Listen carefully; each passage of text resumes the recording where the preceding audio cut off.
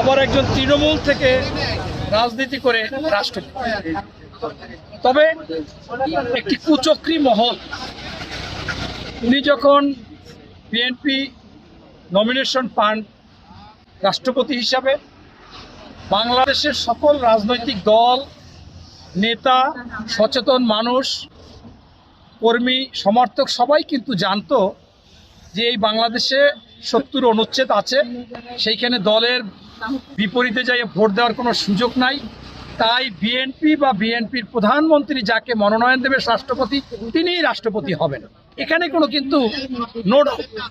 তারপরেও আপনারা দেখেছেন যে একটা কুচক্রী মহল ওনাকে ছোট করার জন্য লক্ষ লক্ষ বট বাহিনীর মাধ্যমে আপনার ফটোকাট করেছিল যে একজন বীর মুক্তিযোদ্ধা প্রেসিডেন্ট হবে না, রাজাকারের সন্তান প্রেসিডেন্ট হবে। নাউজুবিল্লাহ, কত বড় ইসলামী নাম দিয়ে এরকম অপপ্রচার করতে পারে।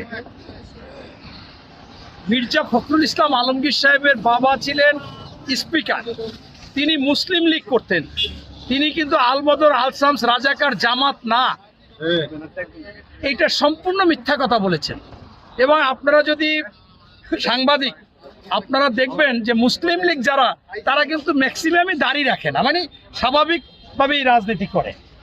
আমার এলাকায় মুসলিম লীগ থেকে হ্যারিকেন মার্কায় নির্বাচিত হয়েছিলেন স্বাধীনতার পর অ্যাডভোকেট আলতাফ হোসেন। সে নিয়মিত সিগারেট খাইতেন আর দাড়ি ছিল। অতএব এই রাজাকারের সাথে কোনো সম্পর্ক নাই।